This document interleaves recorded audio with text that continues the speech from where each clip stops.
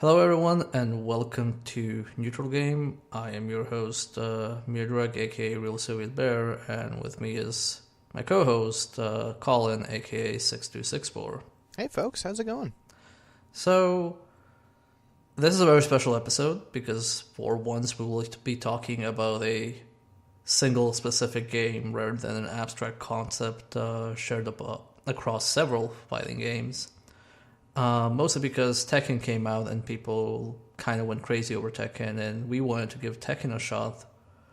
Especially because I think, at least in 3 episodes so far, we have told people, oh, you should just start with Tekken, that's the easiest thing to get into. So basically what we decided to do was just follow our own advice so far and just use what we told everybody to do when they want to get into a new fighting game.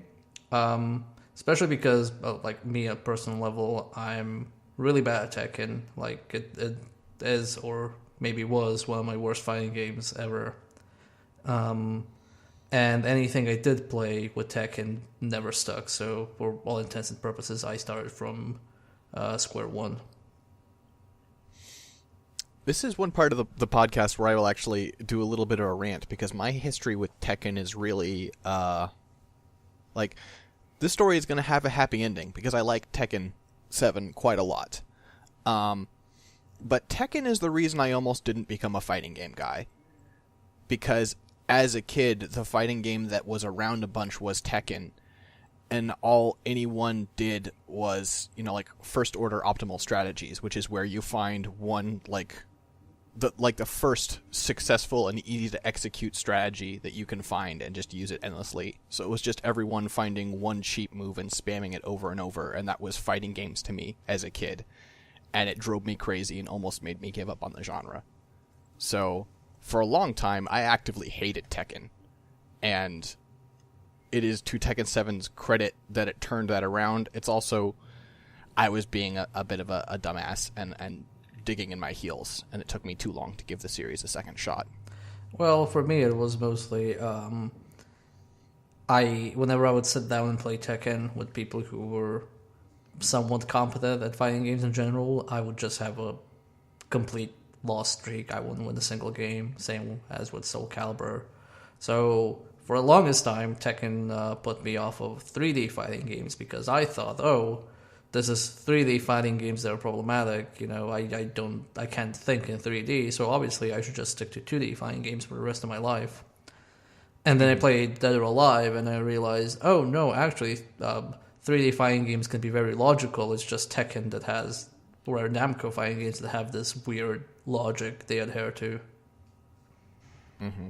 But yeah, that's kind of where we come from in regards to Tekken. And I've been playing quite a lot of Tekken 7 since it released. And like you said, it's to its credit that it also managed to kind of turn my opinion about it around and make me actively enjoy it. Like, I have been having more fun with Tekken 7 than I did with Street Fighter 5 when I tried it out. Yeah. You don't sound surprised there.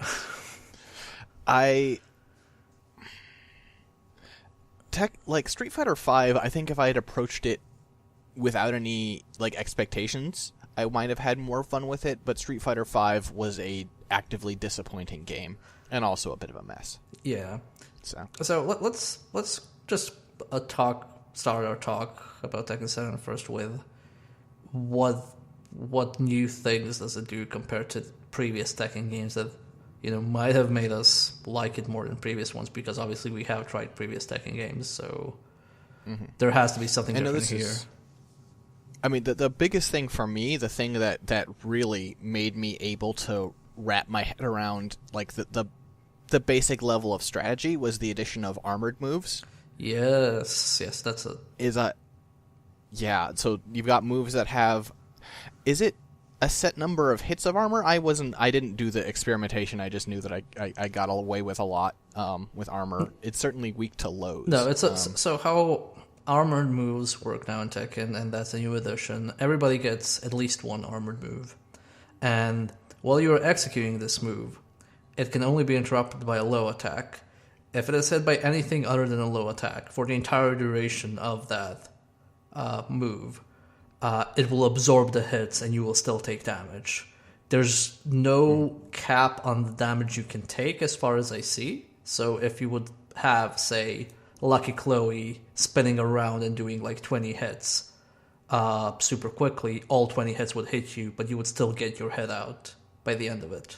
But it would just be... It seems like you also take slightly reduced damage. Yes, slightly reduced, and to tie into another mechanic, you also have armor on the Rage Arts, which are basically the supers. On that one, you take drastically less damage.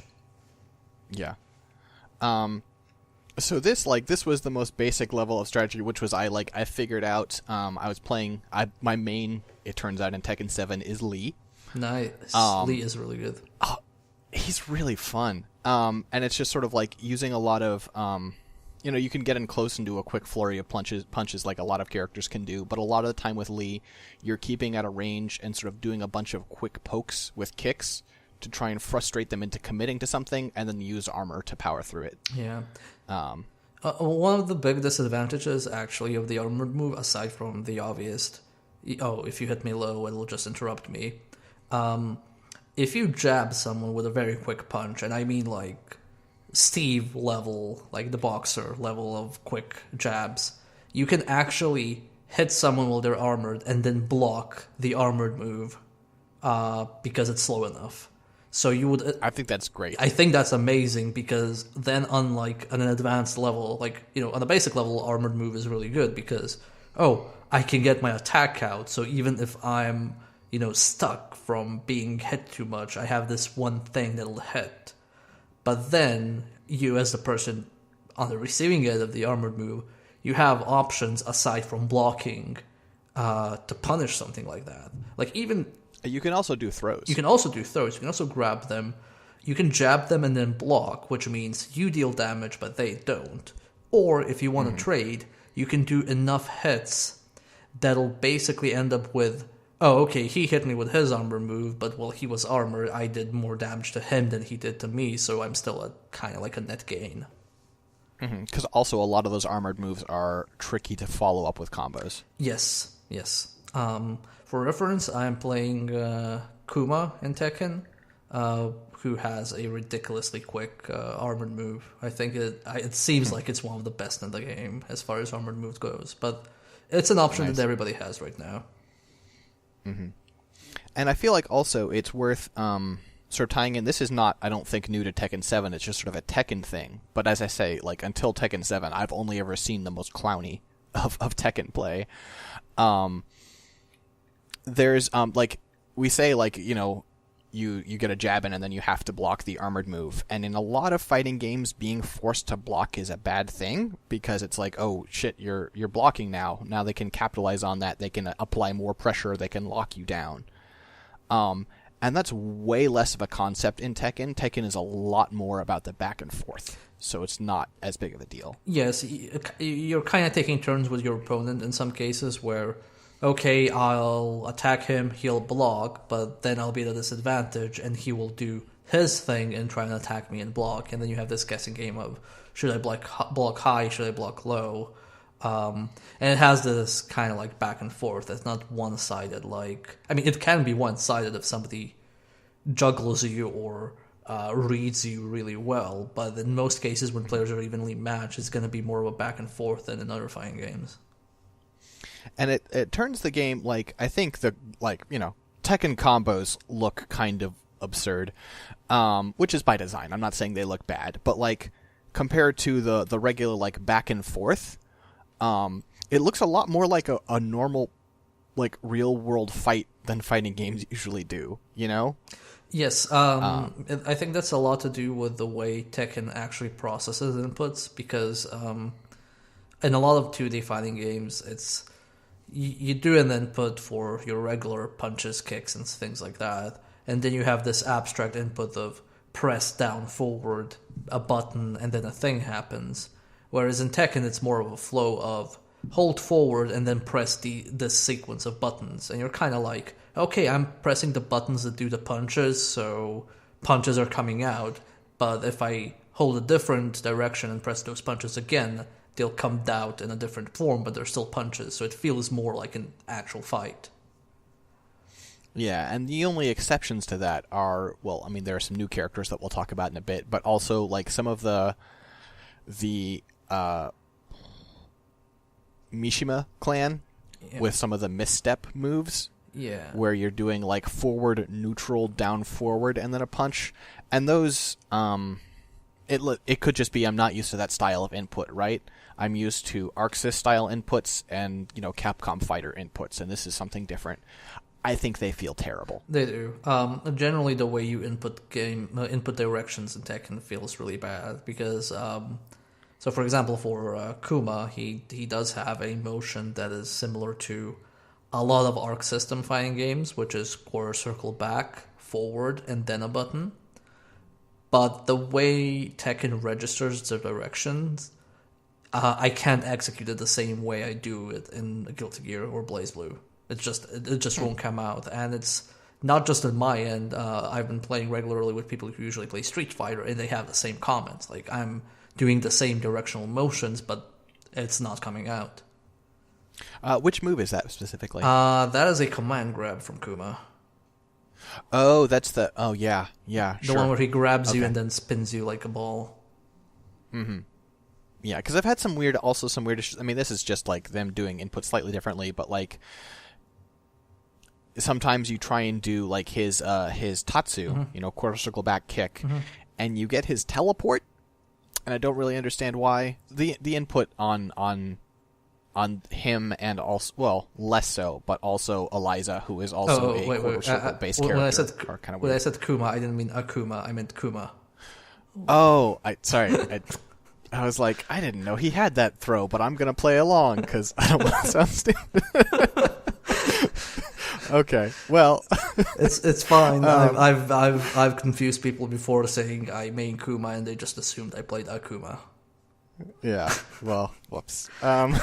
Well, I've had some minor input issues with Akuma because sometimes the Akuma has a one or two reverse dragon punches, and I don't know how it determines whether you're doing that or a quarter circle. It seems really random. It seems like rather than being a sequence of buttons, it expects you to do the last direction in tandem with the actual button. So if it says something like forward punch, it doesn't mean forward and then punch. It literally means forward and punch at the same time.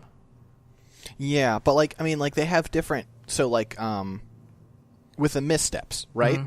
The input that it lists is forward, neutral, down, forward. And not down, forward, down, forward. Mm-hmm. And that's wrong. Yeah. That doesn't work. Yeah. You have to forward, neutral, down, forward. No, I just don't understand. I don't understand that either, but I guess it's been there since Tekken 1, so it's there forever. Well, whatever, I guess. Yeah, but let's talk about Rage Mode and Rage Arts. Yeah, so one semi-new addition, well, Rage has been in Tekken for a while, and Rage is essentially, if I'm low on health, my health bar will glow, and then while it's glowing, I'm doing extra damage.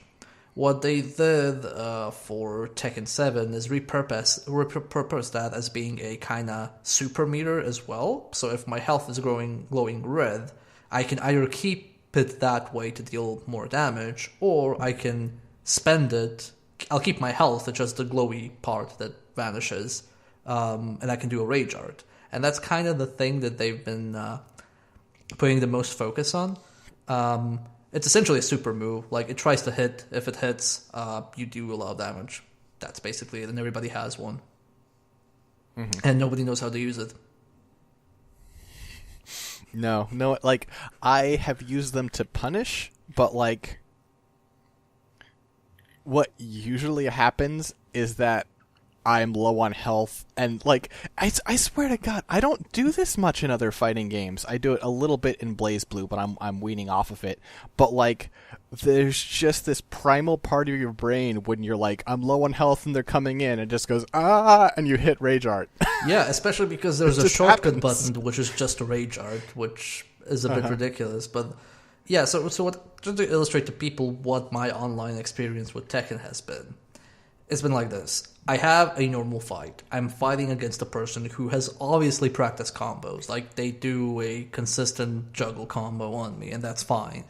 I get them low enough that their health meter starts to glow. As soon as that happens, they do a rage art. Like, they get up and they do a rage art. Like, if I hit drop them to glowy health, they stand up, rage art. Doesn't matter if they're full screen, doesn't matter if I'm not doing anything, if I'm blocking, or they do, which is probably the weirdest part of it. So they stand up, they don't do the rage art, but they're kind of going back and forth towards me, like stepping forward, stepping back, and just waiting for me to do anything. So like even if I just press like down, for example, something ridiculous, and then immediately rage art. And it's absurd. I have not seen this kind of behavior in any other fighting game. It's like I have seen people spam super moves. I have spammed super moves in my time as well. But this is like basic, I don't know, super move etiquette, and I feel like the game actively teaches people badly how that works, because what I later figured out is if you do the rage art against the CPU, whether it's story mode, arcade mode, or treasure mode, it will always hit. The CPU never blocks it. And I think people think that it hits more than it actually does. Yeah, I've actually messed with it in the single player. I did some experimenting, and you can do it full screen, and it will usually miss, but the AI will very often try to lunge into your super full screen. They really want it to hit. They really want you to have that good moment. And it's ridiculous. It is indicative of a lot of problems that Tekken has on a teaching you level, which we'll get to later. But yeah, Rage Art is... I'm not a fan of it, not because it makes the game easier. I think the super move is fine. It's just, it's obvious people don't know how to use it in Tekken. Like, even on higher... Like, I've gotten to above Grandmaster and ranked, so that's the first... I think it's Brawler or Fighter. I still have people do that. Like, they still... Not as often as on the lower ranks, but people still do it. Like, the only character I've never done it with is when I play Lily, because hers, like, the hitbox on it, like, if they are not completely flat and still on the ground, it will combo off of anything. It's insane. Yeah. It hits so low. But other than that, yeah, I smashed it out in a panic. So yeah, however, I do like the Rage Drives, which are very unfortunately named because they sound too similar to Rage Arts, but it's essentially the same way you spend things, but rather than being this cinematic focus moment, here is the camera focusing on you, look how you're about to do a Rage Art, and then you hit, and it's like, oh, look at how fancy this Rage Art is, and then you feel cool about it.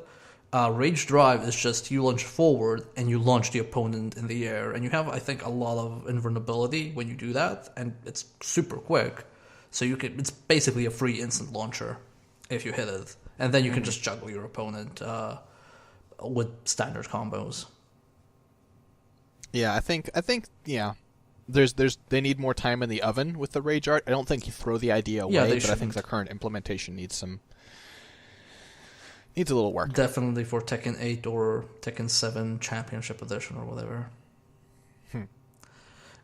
Dark Resurrection. Even Darker Resurrection.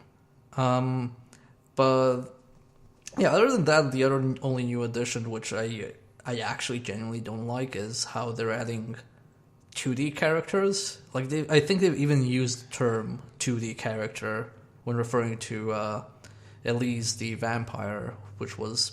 Sadly, and she made her debut in the free-to-play Tekken game, and Akuma from Street Fighter.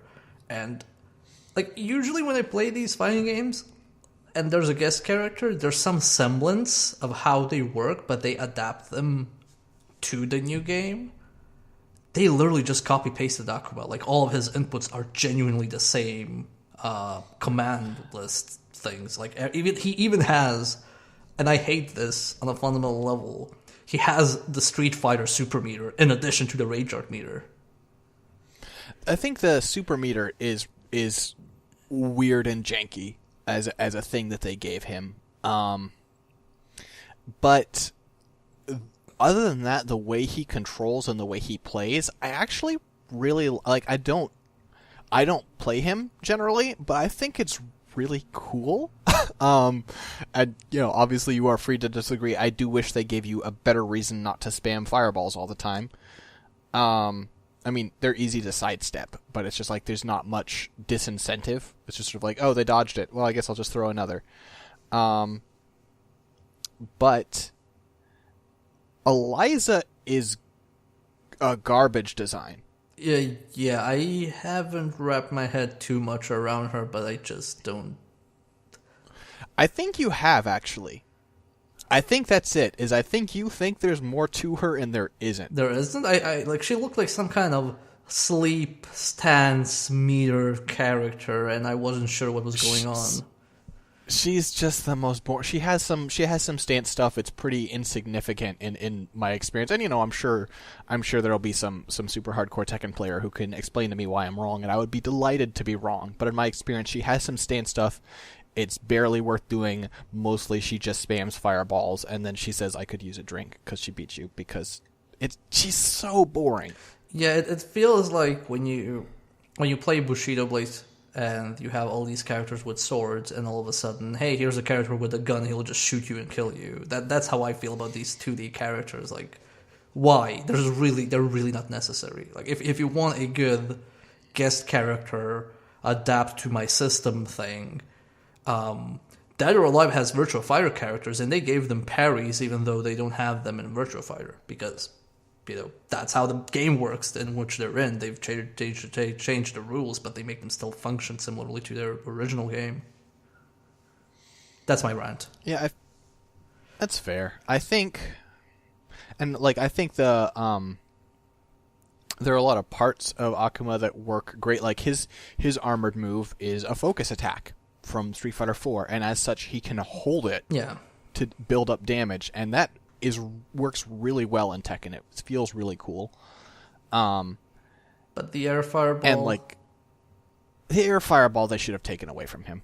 I don't know. It's hard because on the one hand, it's really cool to see how faithfully he's recreated, and to the point you can do tons of classic Akuma combos precisely the same. You can do some Street Fighter 4 and Street Fighter 2 combos exactly the same with him in Tekken 7, only it works a little differently because of, the juggle mechanics, but you can do the same inputs and they work. And that's really neat. It's fascinating, but I'm not sure it's... I am impressed by that, but I'm not sure it's the right decision. Yeah. Yeah, I think you're right. I think, honestly, what I suspect happened is that Akuma is the first character they actually tried to build for Tekken Cross Street Fighter, and then that project didn't happen, and they were like, well, we've got this design over here. Yeah. Let's put him in Tekken 7. And, in the story, which we'll talk about, and the story is not great, but his presence in the story is really... dumb. Neat. Well, it's dumb, but, it's Tekken. Everything's really dumb. The way he's introduced, I thought, felt really fun, right? Which was just this moment of, we can just talk about the story mode completely now. Let's just move to the story mode. Sure. Please, well, okay, we'll get to Akuma when we get to Akuma. Please, take it away. I absolutely hate the story mode. I hate it on so many levels. And I don't mean to this in a bashing way. I just genuinely think that it has a lot of bad decisions, and I'm gonna just start it off with the way it plays, which is, first off, it changes its own rules, which I absolutely hate. You start the game, you're playing a fight, and the game has this rule of, when my health is this much, I go into Rage Art. When I have Rage Art, I can do this. In the story mode, the game will be like, oh no, the first round doesn't have Rage Art. We don't want it. Okay. You win the first round. Okay, now you have full Rage Art on the opponent, and also they do generally more damage than they usually do, even with the Rage Art. So they change these rules and how the thing handles in the sense of giving it some, massive scale, you're fighting the powerful version of a thing. But rather than reserve it to the end, like where you're fighting, I don't know, hyper-powered Kazuya or whatever, the game goes, oh no, Nina has infinite rage in round 2. Deal with it, I don't care. Well, and also it's like, it's not really round 2, right? Like, if you win round 1, and then there's this like, quick little, like, mini cutscene of both the characters being like, no, I'm serious, and they both have rage, and then whoever wins round 2 wins. Yeah, and that's like the gameplay level, so I really hate that, and I'm not even going to comment on the random quick time events that sometimes happen. That's like, whatever. I've come to terms with that from Mortal Kombat X. But what I really hate is they jump perspectives who you're playing, and that's fine. There's a lot of characters in Tekken, a lot of stories to cover. I'm fine with whatever.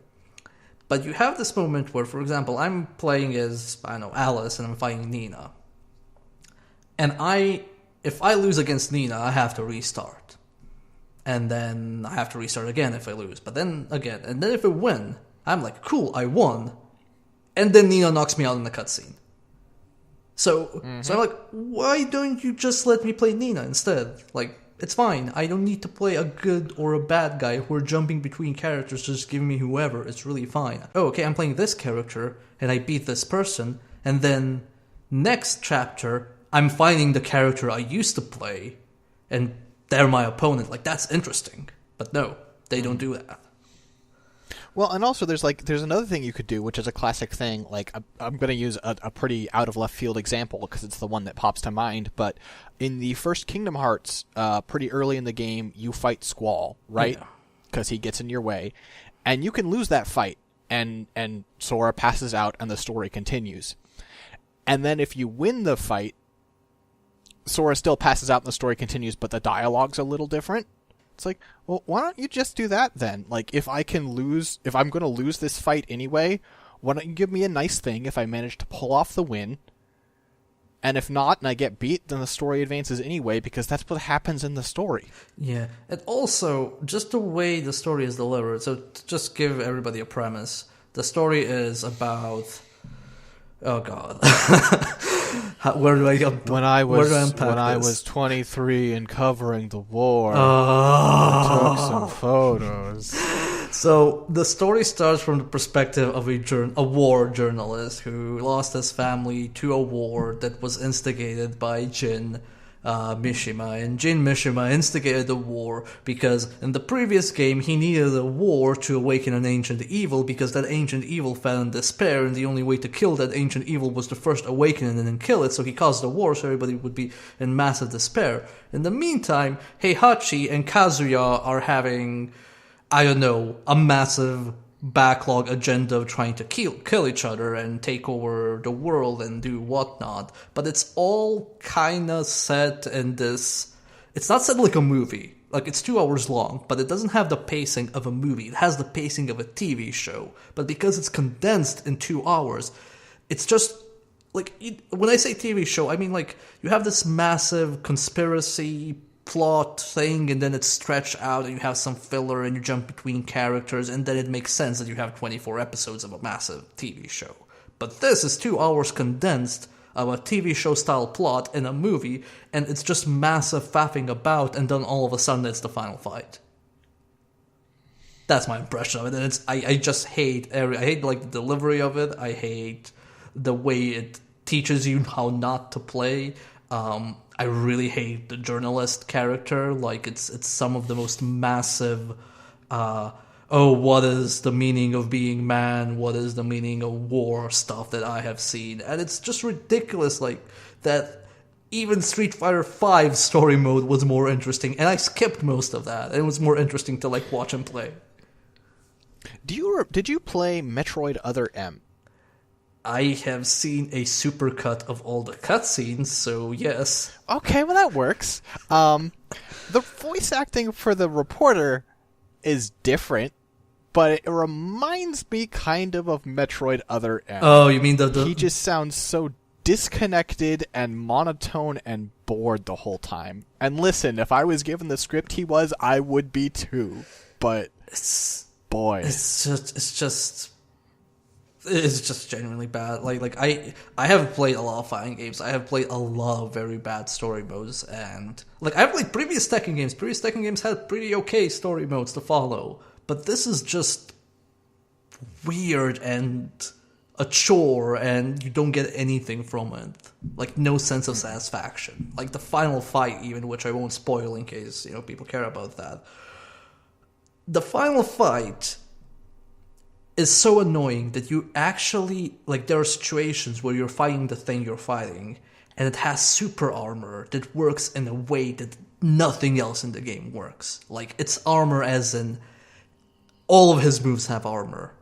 And how the game expects you to deal with it is actually block all those moves until his sequence is done, hit him a few times, and then when he repeats the sequence, block again and then hit him a few times, because he does the exact same sequence. It's just ridiculous. It just actively teaches you to play the game badly. Great. Awesome. Wonderful.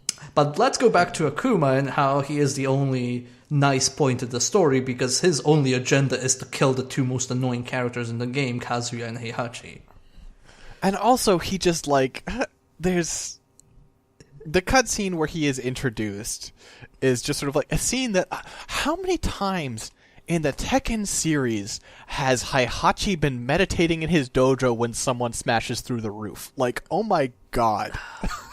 That has happened so many times. Yeah. It's also just it's also one thing that's really weird to me, and I don't understand why they did it. So when you usually have a fighting game that first has an arcade mode, let's say Blaze Blue or Guilty Gear, I'm used to Arc System Works, or just anything. Usually what you have is the arcade mode, which is a very generic series of fights, which all kind of conclude with the final boss, and then, that's it. And let's say, oh god, what's the name of the tiger lady? Heihachi's wife? Kazumi. Yeah, Kazumi. Yes. Yeah, so Kazumi was the final boss in the arcade mode. So you'd kind of assume, the story has to be something about her resurrecting, coming back to life. It has to tie into that, kind of the same pace or some premise. There has to be a reason she's there. But no, the only way she exists in the actual story mode is just a flashback. She doesn't actually exist, even though she's in the arcade mode. So again, it's just kind of, why are these decisions being made? I genuinely want to know. Yeah. But anyway, so Akuma crashes through the roof, in classic Tekken fashion, and I feel like it's just a really good scene overall, because Heihachi's just oh good, another challenger, and then he starts throwing fireballs and shit, and it's oh no, this is the style clash. I feel is really effective, and then also he is just I'm just here to kill you, and Heihachi's well, if that's why didn't you do it earlier? 3 games ago. And Akuma's you weren't worth my time.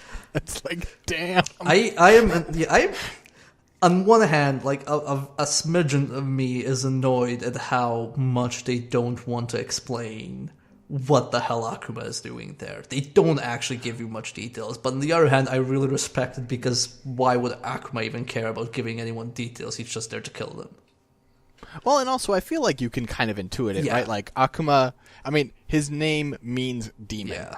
He's a demon. Kazumi had a whole thing with demons, and I guess she asked a demon to go take... She prayed to Akuma a decade ago. Oh, it's amazing. It's so bad. But so let's even if we let the story mode slide, which I honestly, in this day and age, even if I hate NetherRealm fighting games, they are kind of setting the bar higher, and you should kind of try at least to semi-follow it. But the bigger offender is that, aside from the story mode teaching you how to play in the wrong way, there is nothing in the game that teaches you how to play the right way. Your only tutorial are tooltips, and that is very depressing.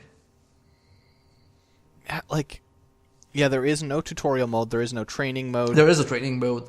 No. Well, sorry. There is no mode that trains you. There is a mode in which you can train, which is, I guess, what traditionally training. But there's no challenges. There's no do this combo, or here's what this move is good for. Yeah, so Okay, so I'm gonna go back to Dead or Alive again because it's a 3D fighting game and it's from the previous generation of consoles. But in that game, um, first, if you wanted to learn the tutorial, you had the entire story mode, which gave you little challenges.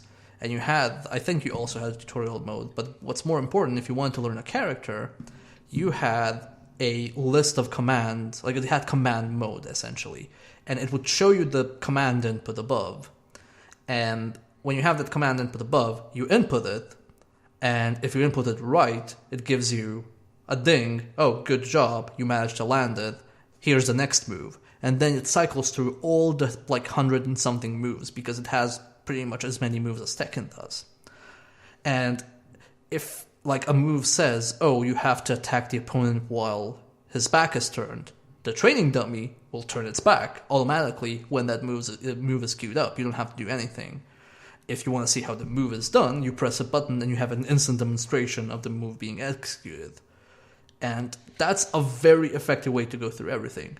In Tekken, you can display the command list while you're in training mode.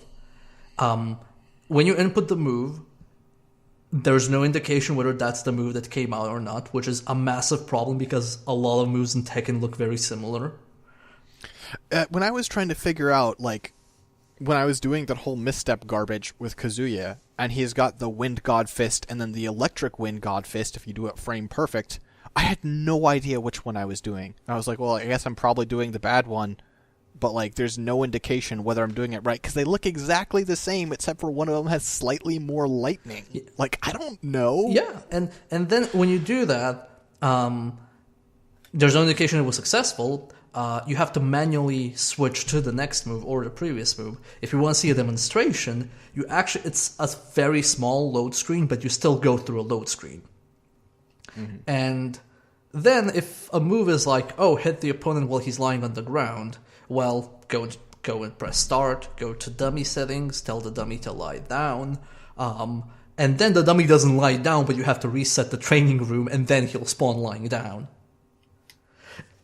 Or I tried to, without resetting stuff, I was like, oh, do it from behind, right? And I was like, okay, I can just walk behind them. I'm like, no, they rotated to face me. I have to go into dummy settings, or they're just gonna fucking turn and follow me. It is so ridiculous, and I'm very sorry, but we have had so many games in the past 10 years that have just done this better that there is genuinely no excuse other than we're Tekken, people are gonna play us anyway, which is probably true. Yeah, they just generally the lack of any kind of instruction as to how to play the game is embarrassing.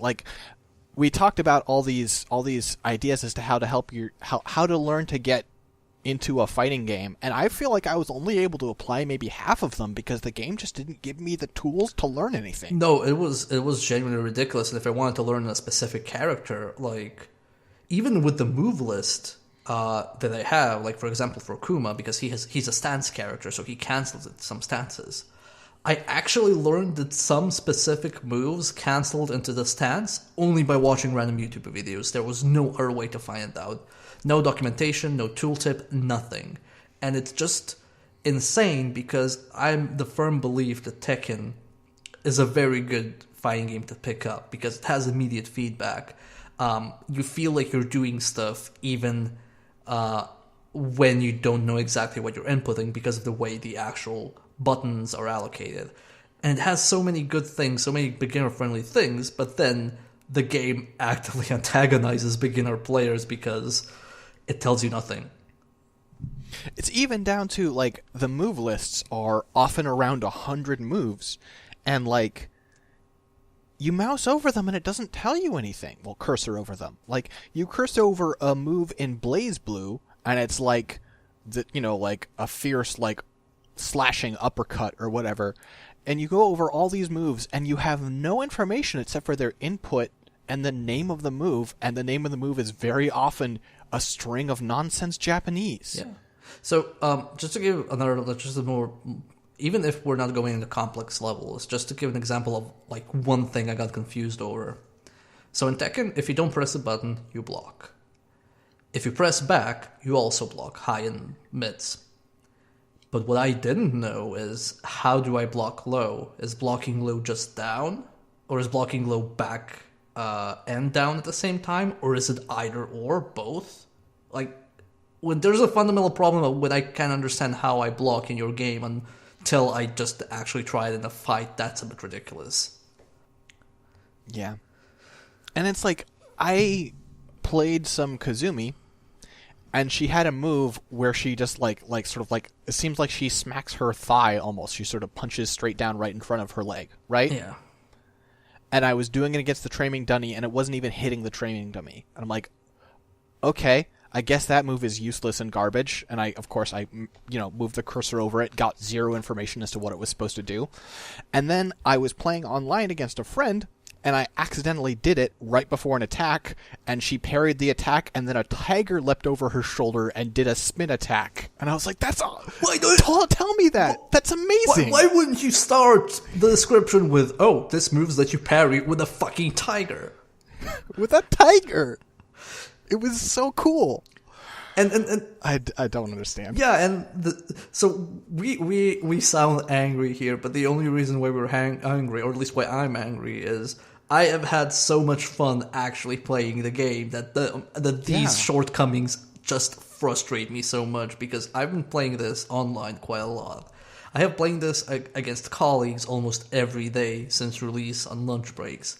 It is a very fun game to play. It is very enjoyable. It's silly in good ways. It lets you express yourself a bit more than usually fighting games do, in my opinion. At least like on a basic level for a player, and you still feel like you're doing stuff even on the lowest level, whereas in a lot of, I love Guilty Gear, but if you're just starting out with Guilty Gear and you're trying to figure out how stuff works, the matches look boring. In Tekken, it looks fun because you're doing weird spinny stuff. And it's so much fun, and I get so frustrated that it's like, oh, I want to recommend you Tekken because it's easy to pick up, but also the game will actually not tell you anything, so if you want to not look up YouTube videos or anything, go play Guilty Gear or BlazBlue, which has a much better breakdown of all of its rules within its game, but it's also more complex. So it's got... Or just wait for Dragon Ball FighterZ, because that looks amazing. Oh, but that looks so good. Okay, so... there is also, single-player wise, we should also mention there's treasure mode. It's just nothing at all. You fight a series of...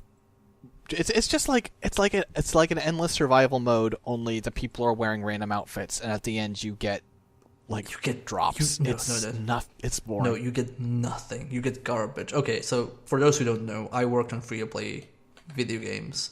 I know how garbage drops can be. This is like that level of garbage. Which, just to give an example, so you win a fight, you get a chest. In that chest, there may be a costume piece. And that costume piece can either be a global costume piece, which means everybody can use it, or it may be a character-specific costume piece, which means only that one character can use it. However, you playing your character doesn't really increase the chances of you getting costume pieces for your character. Now, even though there's less customization options than in previous Tekken games, like drastically less, there's still a lot of costume pieces to go through. I still am missing a lot of stuff, even though I've played it for hours on end. And the most insulting part is, you get money when you win, and you use that money to buy some costume pieces. Not the ones that are unlocked from the start, but are only purchasable. But the game sometimes in the chests, which you spend an entire match to get, it gives you gold.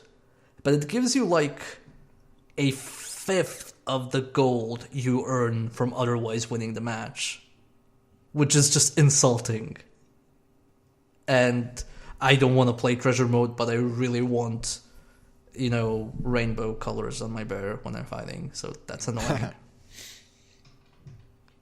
Yeah, I played a couple of rounds of treasure mode. Well, I played a couple of sessions of treasure mode on a couple of different characters, and I was like, "No, I think I'm good.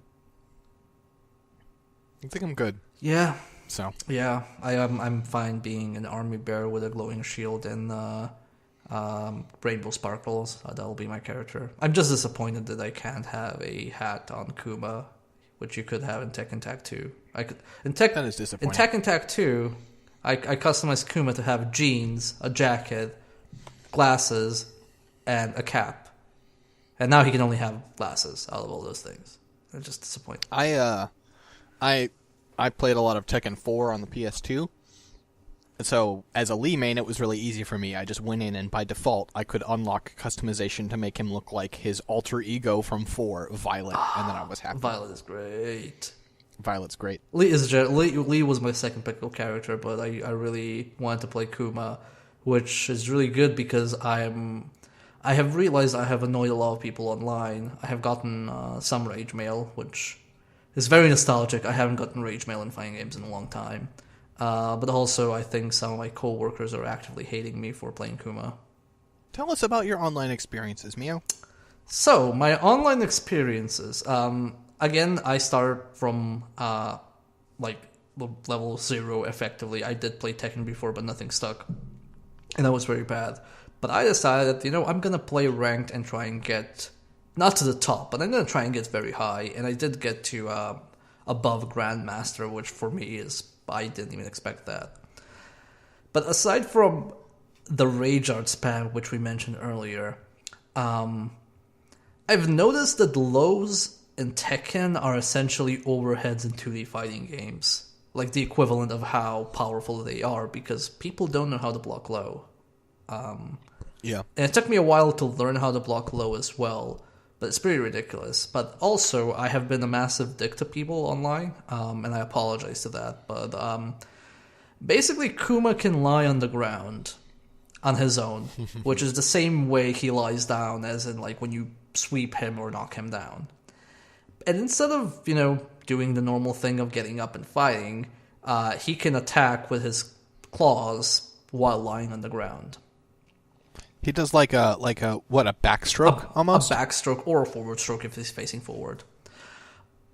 I have won entire matches just by doing that.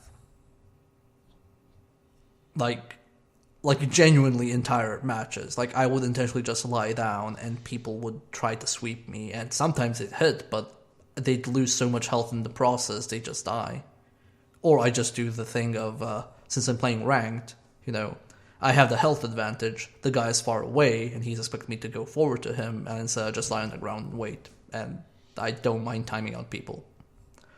Mm-hmm. So I have been a massive dick. I have had people send me rage mail. I have had people decline rematches. I have had people kick me out of lobbies. So it's been a pretty wild ride.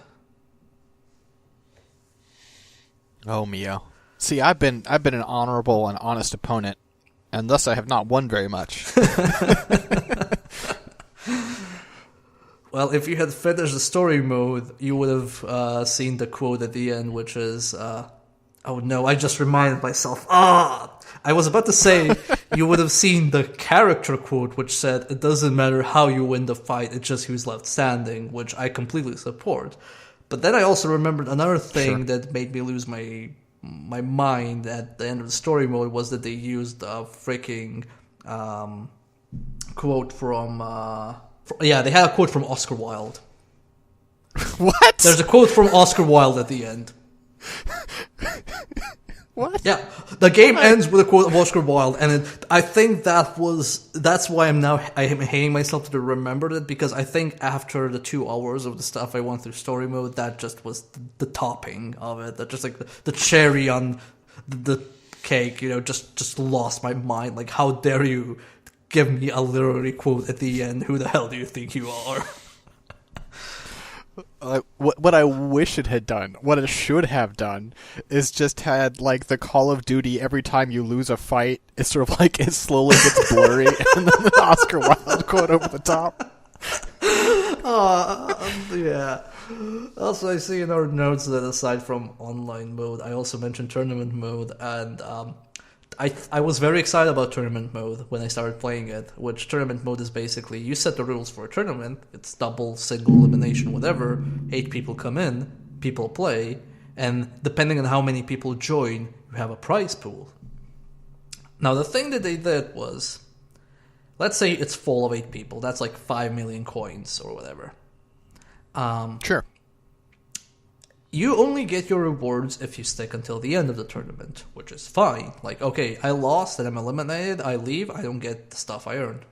Fine. The problem is, nobody else does. Nobody gets that cut. So, as you're advancing... that money disappears. Yeah, as the tournament is advancing, the first prize pool shrinks because people quit the lobby. So you're like, oh, I'm gonna get 5 million when I win. Oh no, actually, like, most people left, so it's just like 200,000. That's bogus. And I have this theory. That the people who are making Tekken are really good at nailing down how the game should play. Like, the actual process of me fighting my opponent and having fun, and how the moves should work and how they should react and how the systems should work. I think on a fundamental level, all of that is really good. It's why I'm having so much fun actually playing the game.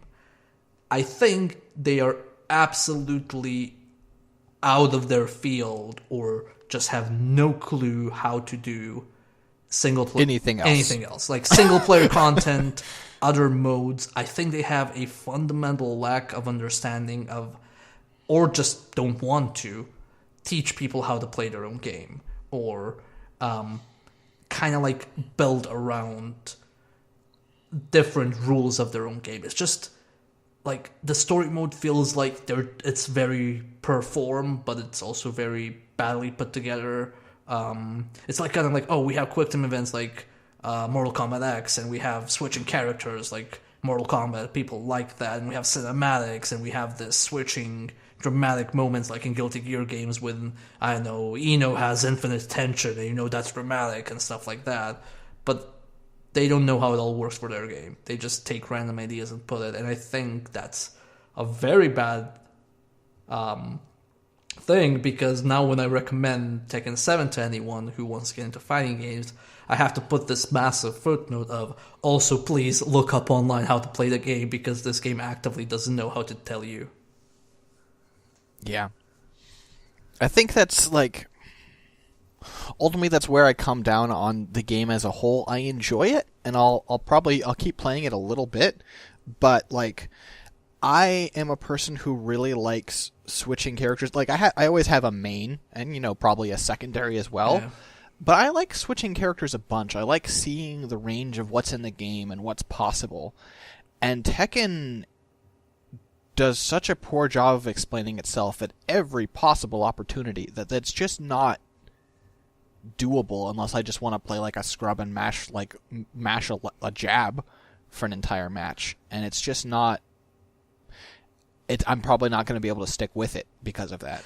Yeah, I can completely get that. One of the things I've noticed is there is still a lot of, even though the messaging in the game is very clear, there's still a lot of things that look like one move but are actually a different move. And I thought first, okay, I'm playing Kuma, maybe that's my character's trait, because he has a lot of low moves that look like middle moves, and a lot of middle moves that look like low moves.